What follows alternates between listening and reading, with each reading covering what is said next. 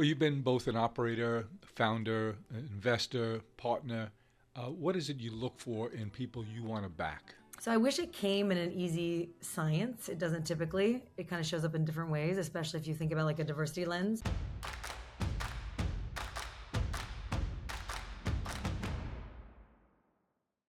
Well, today I have the treat of connecting with a new friend, Maria Palma. Maria and I met, we were at a conference in Fort Worth, Texas together. She did a terrific job presenting to the audience there. It was a group of family business owners, a wonderful group of people, and you wowed the crowd that day, Maria. And I couldn't wait to reconnect with you. I'm glad we did. And now I get a chance to share you and your wisdom with our community here. Maria, you've had a great adventure, growing up in Wisconsin, going to school at Madison, then coming all the way to the East Coast to go to this fancy little place in Cambridge called Harvard, where you got your MBA.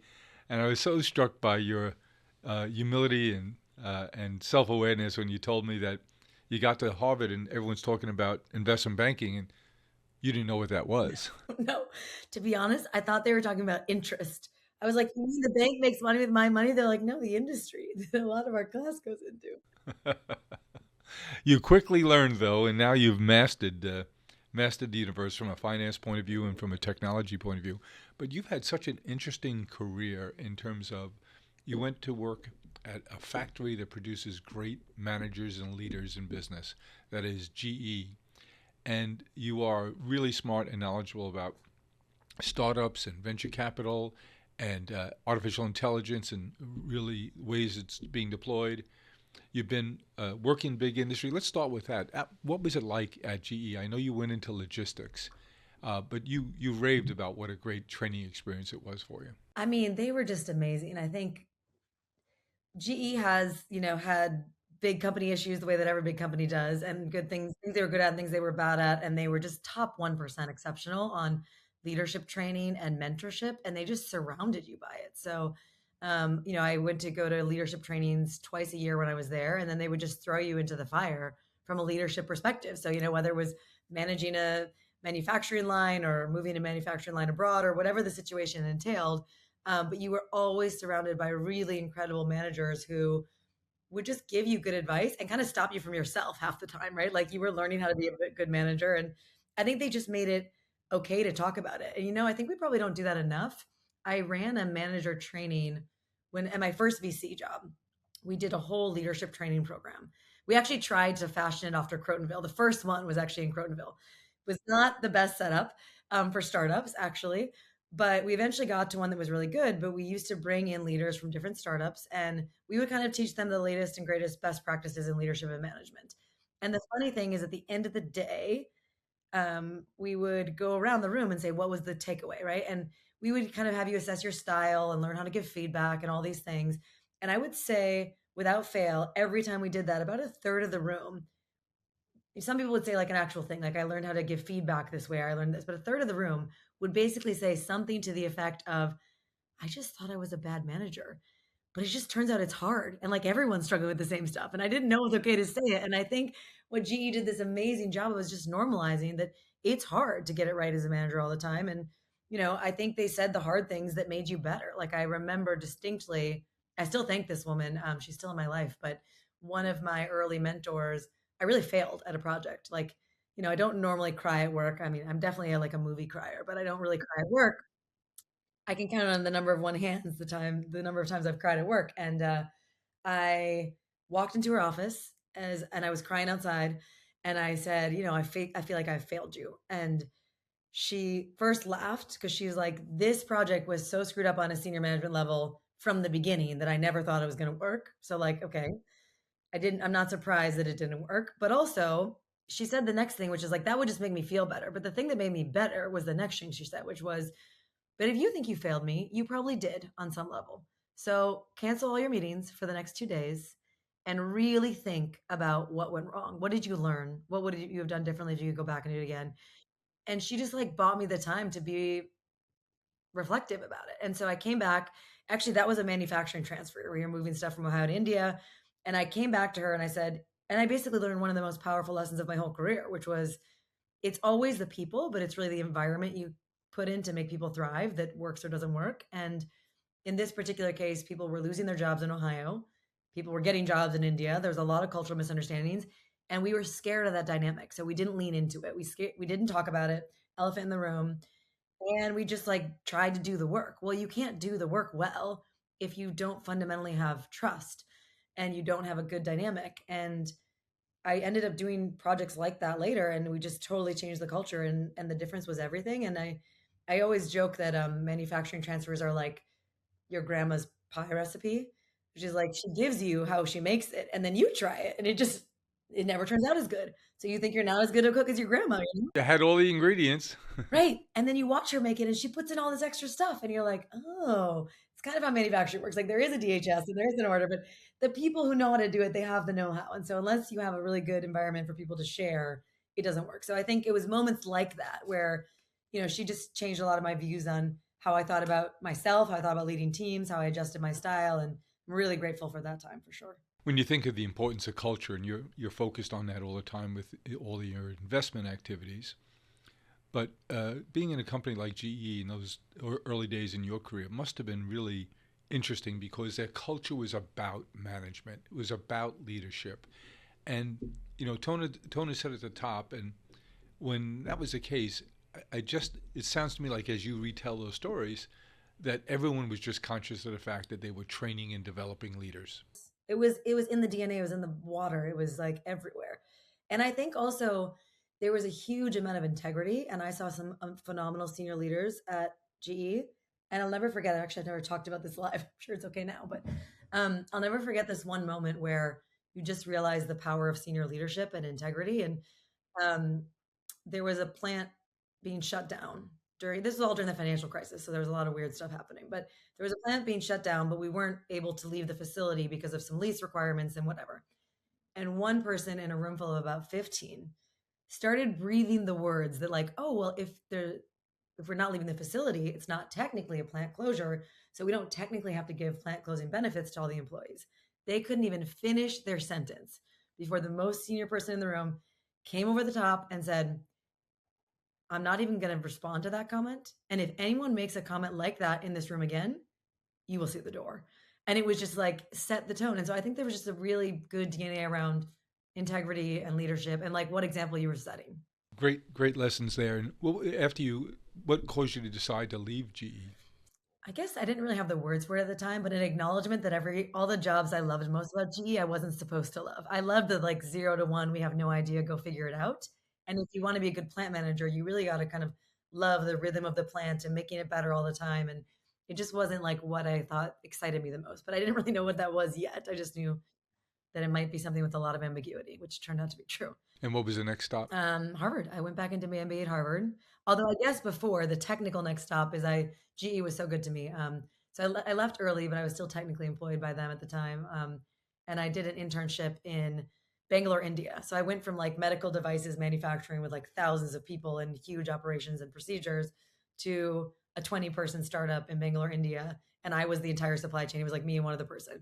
And we were calling on Alibaba and sourcing things. And so it's a very different setup for sure. Boy, here's this little girl from Wisconsin.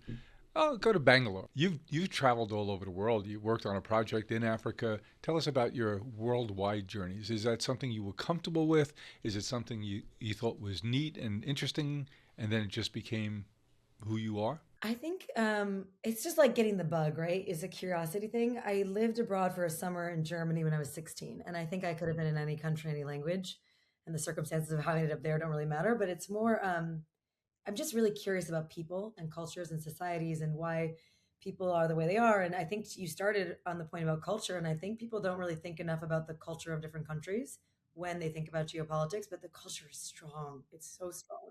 And so I realized for myself that I kind of grew a lot every time I spent time living somewhere else. I saw my own culture differently and I saw my own kind of ways of being. I think most of our constraints in our lives are all in our own heads, right? But we don't always come to terms with them. Yeah. I'm sure, I mean, given the incredible work you've done, I'm sure you've come to terms with a lot of your own kind of limiting beliefs. But not in the areas that you've become comfortable with. I was born in Queens, New York. I live in Nassau County, New York, the next county over on Long Island. I've lived as far as Manhattan, Brooklyn, Queens, and Nassau. I've never lived anywhere else. So to have someone like you who's so comfortable, who has become so comfortable and embracive of different cultures and different opportunities, I find that so foreign to me, pardon the pun, but I find it really interesting. So let's get back to your career. So how did you did some, after you left big time corporate America, corporate world, you did some startup kind of things, entrepreneurial things yourself. Mhm. Yeah, I worked at a startup in India. I worked at a like a YC accelerator type equivalent in Brazil, in Rio. I tried to co-found a startup that didn't really work very well, but was a good learning ground. And then I scaled with a startup from 0 to 40 million in New York, in your neck of the world. Was it an awakening moment for you that you said, "Well, I really enjoy this startup world, but I think I'd be even better helping others to get their businesses up and going. And if I could get some capital, I think I'd be a good investor." When did that idea come to you? When I was on the founding side, I always thought I didn't really understand the inside of VCs. I had friends who were VCs, and but I didn't really understand the inside workings. And so I used to think that VCs were smart, but didn't work that hard. That's what I used to think. I don't think that anymore, but I remember when I was trying to found the thing in Brazil, there was a classmate who I really liked. He was a friend, and he was like, I don't know what to do next. And I was like, well, you seem really smart. You should go into venture capital. Um, but I didn't think he was like a hustler. You know what I mean? Anyway, it's all come full circle. But I feel like after the startup, I had done some stuff with nonprofits on the side, always working with founders. So I was working with founders in the US, kind of more in the social setting, nonprofit settings. And then I was also helping some sort of venture backed startups in New York. And then on the side, I didn't have kids yet because I was doing a lot of stuff outside. Um, I was on the board of a nonprofit that worked with refugee founders in Africa. They're incredible. It's called Nkomoko. They actually just raised 100 million from the TED Foundation. They're amazing. But yeah, they basically, we can come back to that in a second because there's a state of refugees that is complicated right now. And so they're basically proving that if you take the thing they know how to do well and lend them money and teach them how to grow a business like you've done, they can basically get themselves out of the camp and create local jobs in the community because not as many people are taking refugees these days. So it's not really sustainable to just have people in camps for decades on end. But that organization was amazing. But a friend of mine did the math together and she's like, can I just point out that you're helping all these founders on the side? Why don't you go into venture? I think the funny part is that I then was like, well, I don't know if they're my people. And then I met a bunch of them and realized that it was super interesting. And after I like met a lot of venture capitalists in New York, there's a lot of the ones I had pitched before were actually in Brazil. I was like, oh, I think I'm going to love this. But then I didn't know if I was any good at it. And that was it's a really hard job search because there's not that many jobs. So it took me like 9 months, and about 6 months in, I had a lot of conversations, but no offers. And I got to a couple of final rounds, and will always remember this one final round. It was between two candidates, and it was me and someone else, and they chose the other person. And the guy who I had like built a good rapport with, who said we're not going to go with you, he just kind of pulled me aside, and he was trying to be really helpful. He wasn't being malicious at all. He just was like, can I just be honest with you? Like, what are you doing? Why are you doing this? He's like, you're going to make less money, you're starting more junior, you've been doing ops for 10 years, I could put you in the C-suite of any of my companies. Like, I don't understand why you're doing this. It seems like a bad idea for you. He's like, maybe you should rethink this. And he really got under my skin with that. Like for 24 hours, I was like, am I being an idiot? Should I not do this? And I had some people say more harsh things over those few months, which is like, you don't know the space, you're not any good at it, you won't ever do this. And then I went for a run on the Hudson actually. And I remember in those moments, I think it's always good to like ask your 5-year-old and your 80-year-old self. It's like the most honest answer you get back. And I was like, no, no, no. I've been thoughtful about wanting to do this. And I think sometimes when we want to take risks, we get scared of things, right? I'm like, well, what if I'm not good at this? And what if, and you let that voice, that bad self narrative go in your head, which you shouldn't do, but it happens. And then I was like, you know what? I have been exceptionally thoughtful about getting to know the space. I think I'm going to love it. I don't know if I'm going to be good at it, but I think I'm going to love it. So I was like, you know what? If I will never know. If I go back to operating now and like in an ops supply chain type of way, I'll never really know. And I'll always want to know. When I'm 80, I would have wished that I could come back to this run and just go for it. And I thought about it some more and I'm like, you know what? If I'm bad at it, great. I'll just go back to operating. Like 6 months in, I'll get fired and we'll figure that out and then I'll know. But I just then spent like every waking moment of my life. I was like, I have to try as hard as I can possibly try, and then I'll give up. I was like, another 6 months, I'll try as hard as I can. And then I ended up getting some good offers. Let's make this the best spring ever. Sweeten any day with rich baklava, chocolate delights, and other treats to share with the people you love most. Well, you've been both an operator, founder, investor, partner. What is it you look for in people you want to back? So I wish it came in an easy science. It doesn't typically. It kind of shows up in different ways, especially if you think about like a diversity lens. Well, first, as an idea, and is it timely in terms of the adoption along a curve of technology? Then there's the market opportunity for that idea. But then at the end of the day, you got to say, is this someone I want to work with and bet on? And so there's two clusters of questions there. One is, what do you look for in a person? And what is it you think you and your firms, your colleagues in the past and now, what is it you need to bring to the table to help those companies? You talked before about the sensitivity to the importance of culture. You talked about having a great mentor teaching you how to communicate succinctly, directly, and crisply. What value add do you need and do you most often bring to the table? It's going to be different from fund to fund. It's going to be different from partner to partner. Yeah, I think a couple things. So one is in terms of what I look for, it is different in each person, but it's typically someone who basically doesn't need my help. And then I spend all my time helping them, but they're the type of person who's kind of going to get on with it, whether or not anyone's going to help them. And they just like have to do this thing in front of them. And they also are the type of person where they have probably been through some interesting stuff in their lives, or they've taken decisions at some point that are like counterintuitive, or where they really listen to their gut, but maybe it wasn't like the natural path and things like that. It tends to be people who think for themselves. Is, if I had to give a couple of phrases, I think independent thinking is one. I think. And you mentioned your tolerance for ambiguity early on. That seems to be a requisite for people in startups. And I think there's always better with self awareness.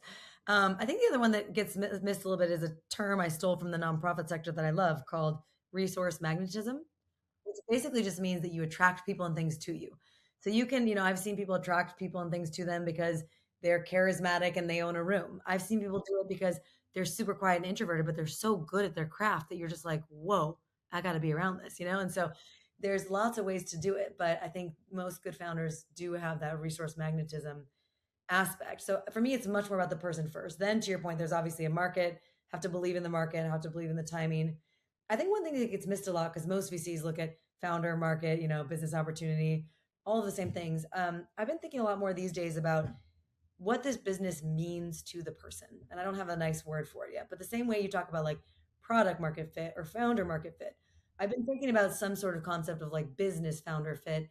And it's more about like, especially for these repeat founders. I have two situations recently where these people have both built great businesses before, but there's something very different about this business.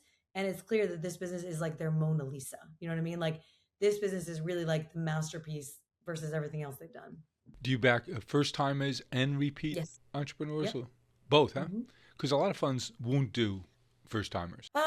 Yeah, although everyone's skewing, it's weird. On the one hand, everyone's skewing towards 20-year-old AI founders right now. On the other hand, I saw some stat recently that like the average age of repeat founders has gone up to like late 30s. So it's kind of a bifurcated market, but I back people regardless of whether or not they've built a company before. But going back to your other question of how I help, I would say that really changes a lot, whether they're first time or repeat founders. First time founders really want actually a lot more help in the day to day. How do I do this press thing? Can I hire this person? Like, what do I think about this?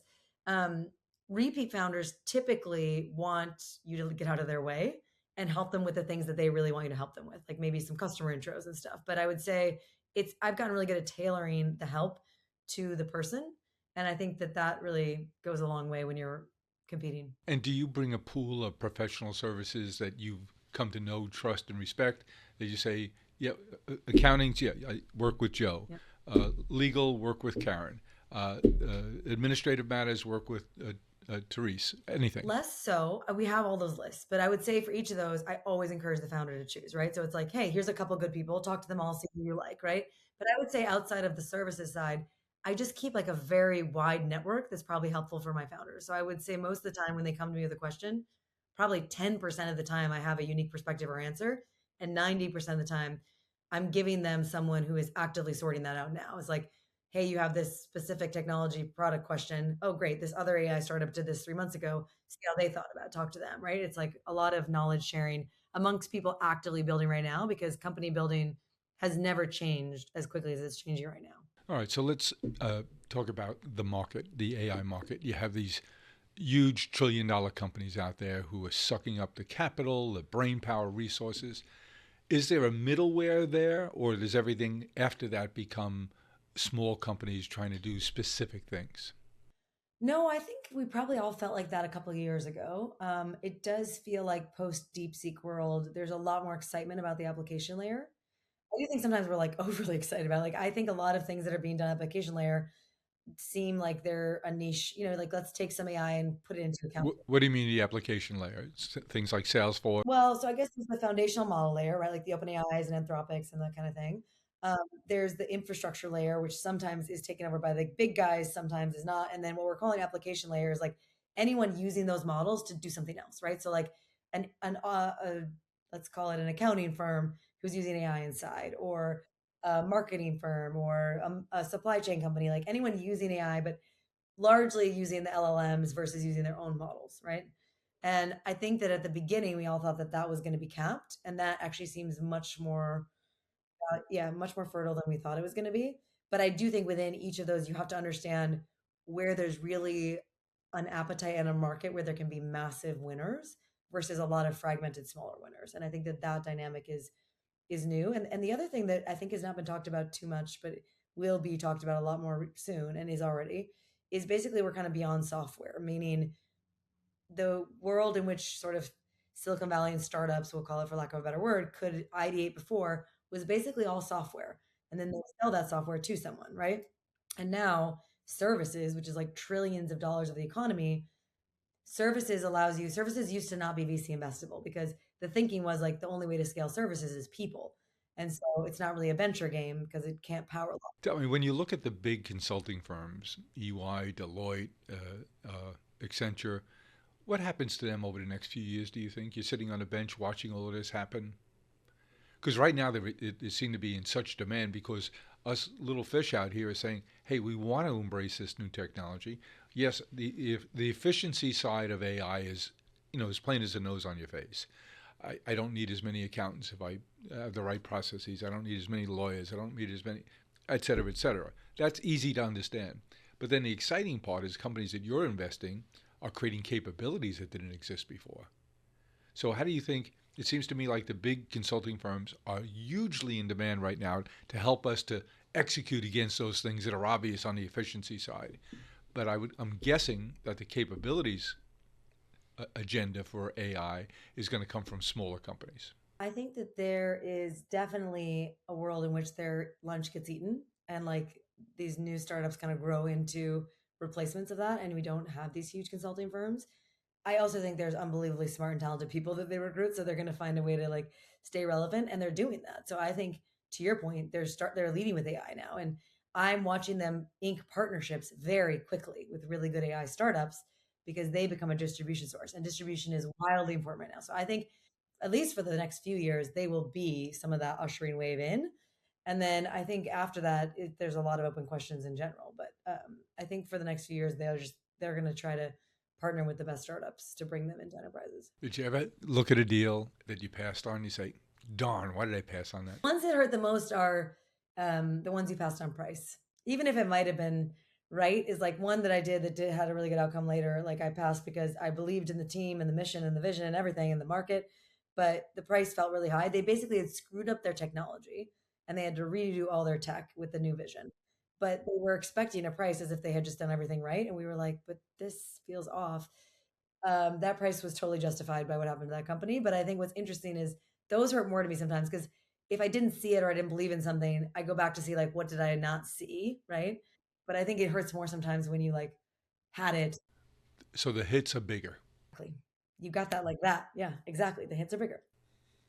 So you're on an airplane, you're sitting in seat 2C, flying back to New York to visit with a company you're on a board of, and you get into a conversation with the person next to you. And the person next to you says, geez, with all you know about technology and the newest technologies, what could I expect will be different in my life 2 years from now? The optimistic view is like you're just able to do, probably everyone has these kind of crazy ideas in the back of their head, like the shower idea, or like, I would really like to make that toilet seat cover that I've always wanted. I don't know why that example came to mind, probably because someone told me about one.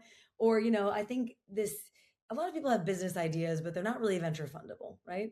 And I think that if this goes the way it could go, everyone becomes a little more productive and you get to spend a little bit more time pursuing a wild idea on the side that you wanted or spending more time with your family. That's in theory the idea. But I think in general, people are starting to understand how much it can change everything about your life. Like I remember sitting with one of my parents' friends, and she's a realtor. And at first she was kind of like, well, I don't really think this affects me. Like, yeah, sure, I'll go on and ask ChatGPT a question like I would ask Google, but it's not really my business. And then we sat and we went through every aspect of her business, and I was basically explaining ways that it could affect her, and she was like, "Wow, that's everywhere, right?" And like, Well, I saw you do that with the crowd at the Wells Fargo event. People were asking you questions, and I saw those wheels going. And everybody wishes they knew Maria Palma so they could. How can I change my personal life? I'm a neophyte in terms of using the new technologies, but I'm hooked on it every single day. I say to myself, "Wow!" And I'm fortunate that my son, my middle child, my oldest son, works here, and he decided earlier this year to make a career change. He was in brand management, and he decided to move into. We had hired a new terrific fellow as our chief AI officer, and he decided, "Hey, I'm young enough. I've been in tech before. I can learn. I'm still not an old dog, and I'm going to switch into the AI world." And I was so glad that he did it.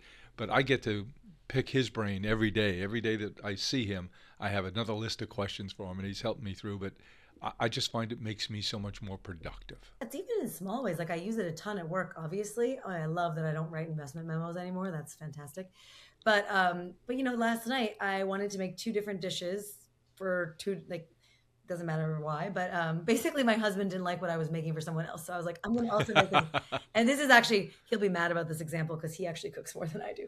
But I was like, you know what? Rather than just like run these both recipes, I just put them both in ChatGPT and said, sequence these so I'm doing both steps at the same times in the right order.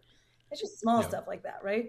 But you just realize that it gives you so much more. The thing I would say about your son and your experience, and I think I can see this in you, but I think we should encourage more people to do it, is sometimes when you have these big, scary technical things like AI, it kind of feels like if you're not in it already, or if you're not a machine learning engineer, you can't The, participate. the, the train has already left the station. Right. And I felt like that, by the way, when I started being an AI investor. And now I've invested in probably like almost 20 companies in AI. But when ChatGPT took off, I distinctly remember I had a conversation with a woman who moved to OpenAI. I was supposed to invest in her Which company. was only 3 years I ago. know, I know. And I told her, I feel like this is transformational, but like, what right do I have to win? I'm mostly doing fintech infrastructure and crypto investing right now. Like, what Hmm. right do I have to win? And she was like, yeah, just go learn it. I'm like, you're right. And I think one of the things that's really good from the crypto era, which I know there's a lot of views on the crypto era, but I spent 30% of my time in crypto pretty much since 2015. I still do stuff in crypto. So, Yep. but being only 30% of your time in crypto. Did you buy a lot of Bitcoin in 2015? No, I had no money. I was at a startup salary of business school loans. I didn't even buy a single Bitcoin, and it was $200. Can you believe that? Ow. But to be fair, the half a Bitcoin that I bought, I did not sell until it hit 100K. So I didn't Good. touch it. But then I also bought more as time went on. I am not a crypto millionaire. So for all those fraudsters out there, don't come for my wallets. I don't have anything interesting. Absolute mandatory return is great, but overall amount of money is not very interesting. But I would say what's interesting about crypto is that when I spent 30% of my time in it, I always felt like an outsider in a way because like there was so much changing so quickly that and the way that crypto, Just the vernacular. yeah, I mean, this is like a bad analogy, but it's accurate. It's like, when dogs meet each other, they sniff each other's butts. Yeah. I feel like crypto people used to do the same thing. Like you'd show up to an event and you'd be like, and they'd be like, "Oh, you didn't know about that token drop yesterday? Like, are you even in this space?" Like, it was like there was a lot of judgment about the knowledge, and so, and I met some amazing people in that field, but I just felt like insecure about it for a number of years. And the things that made me insecure the first 5 years of crypto made me happy the 5 years after that, which is basically that. I still asked a lot of questions like, who's your customer and what's the value prop? And what's funny is I realized that that is still valuable to have no matter what. But because I went through those cycles in crypto, I felt totally fine in AI being like, I don't have to know everything. It's changing so quickly that I just need to like keep learning all the time and I'll miss stuff. But as long as I get enough of it, it's fine. Make this spring one to remember. Have friends over for a Sunday brunch or celebrate special occasions like birthdays and baby showers with delicious food and gourmet gifts. It'll be next year will be the 50th year since I started this business. So I was asking Flora. I said, Flora, act like one of the really talented PR agencies in the country and one of the great marketing agencies. And I gave us some background on when we started, some basic facts. I said, develop a plan to celebrate that year that would be meaningful. And I was knocked out by what it came back with.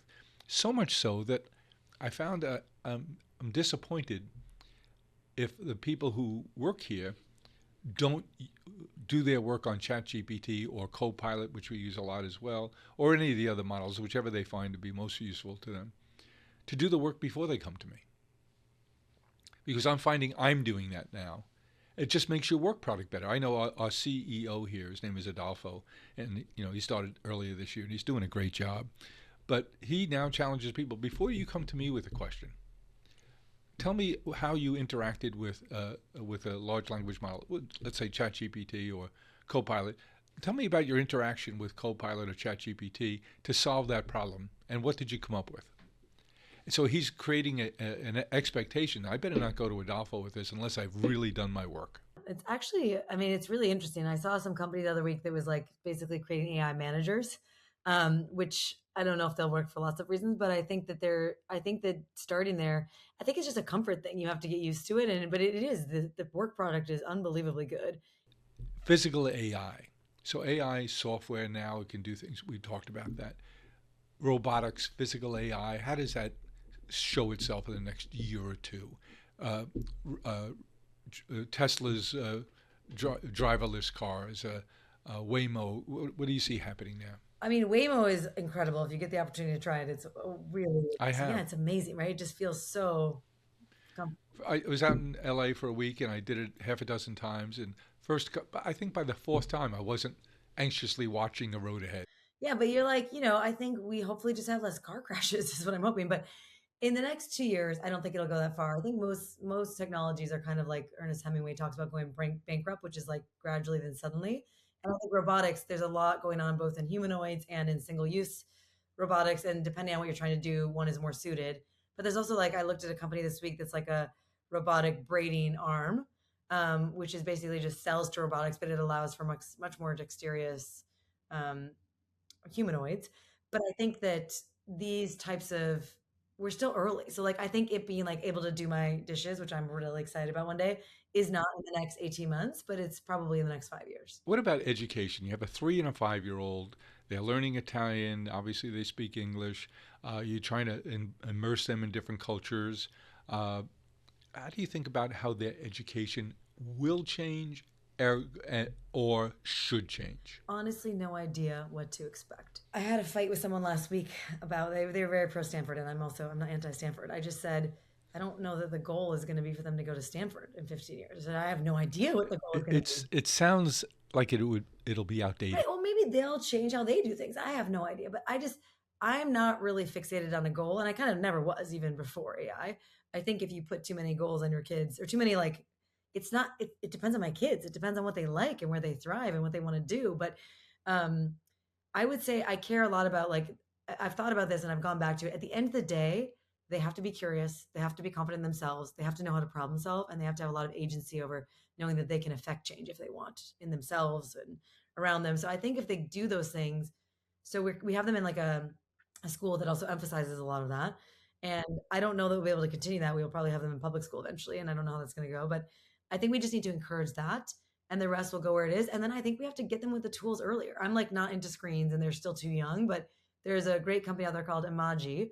The founder's named Dora, and they're basically taking technologies like Lovable and 11 Labs and these great AI companies and they're bringing them into students from like 8 to 15 and teaching them how to use it and teaching them how to, like, I'm an early investor in Lovable, and I got a text from a friend like a couple of weeks ago. I have a venture back startup building on Lovable as well, but I had a friend who texted me saying that his like 8-year-old daughter built a small business on Lovable. And then another friend, their 9-year-old daughter did this whole thing about terraforming Mars and is like trying to do it through all these AI tools. And, it's just, I think we might be just unbelievably positively surprised. But the downside is that like everything takes digestion.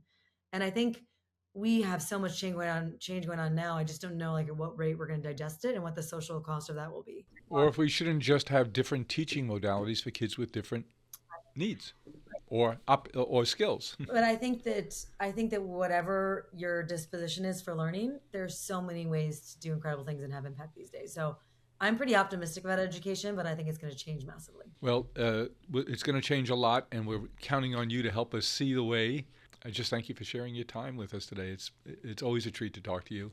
I've done it a few times now, and I want to do it a bunch more. Well, thank you for having me. I feel the same about you. You're an amazing conversationalist, so thank you for having me.